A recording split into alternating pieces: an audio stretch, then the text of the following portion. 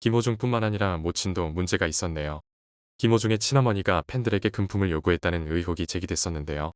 당시 김호중의 모친은 팬 3명에게 굿값을 명목으로 총 840만 원을 전달받았으며 자신이 고위 임원으로 있는 지역클럽에 가입비를 받고 가입시키고 상조회사 상품을 판매하기도 한 것으로 전해졌습니다.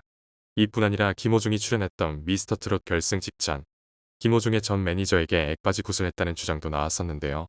결국 김호중은 자신의 어머니가 일부 팬들에게 금품을 요구했다는 의혹과 관련 사과와 함께 재발 방지를 약속했었습니다. 김호중은 당시 잘못된 일은 바로 잡아야 된다고 생각한다. 저의 어머니로 인해 피해를 보신 분들께서는 소속사로 연락을 주시면 꼭 책임지고 해결해드리겠다. 어머니를 대신해 진심으로 사과드린다고 밝힌 바 있습니다. 김호중법이 생길지도 모르겠습니다.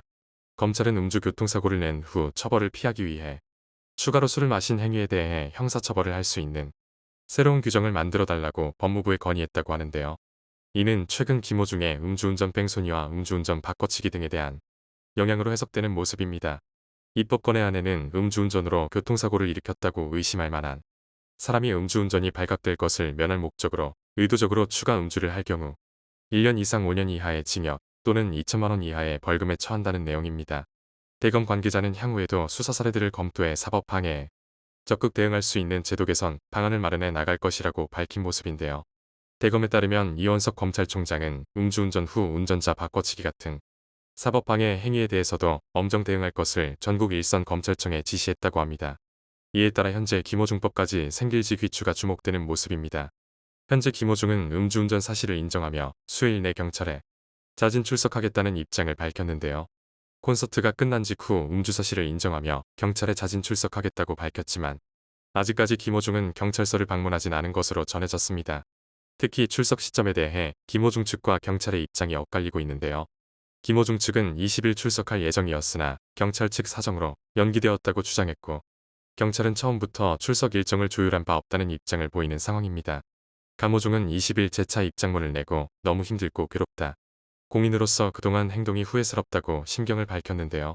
이어 수일 내로 경찰에 자진 출석해 음주운전을 포함해 사실을 있는 그대로 인정할 것이라며 이번 사건을 통해 죄가 죄를 부르고 거짓말이 더 큰 거짓말을 낳는다는 사실도 깨닫게 됐다고 전했습니다. 김호중은 뺑소니 의혹을 받던 와중에도 전국 투어 콘서트를 진행해 질타를 받았는데요. 지난 11일과 12일 경기도 고양, 18일과 19일 경남 창원에서 콘서트를 강행했습니다. 하지만 오는 6월 2일, 2일에 경북 김천에서 콘서트가 예정됐지만 공동 주최사인 SBS 미디어넷이 콘서트 불참을 결정하면서 향후 공연은 불투명해진 상황인데요. 공연 취소 시 티켓 환불과 계약 위약금 등을 고려하면 수십억 원을 물어내야 할 것으로 전망됩니다. 하지만 23일과 24일에 열리는 월드 유니온 오케스트라 슈퍼클래식은 예정대로 김호중이 출연할 것으로 전해진 상황입니다. 하지만 현재 김호중이 음주운전 혐의를 인정하면서 2만석이 매진됐던 해당 공연은 취소표가 무더기로 쏟아지고 있는 상태인데요. 현재 잔여 예매석은 6천석이 넘는 것으로 전해졌습니다.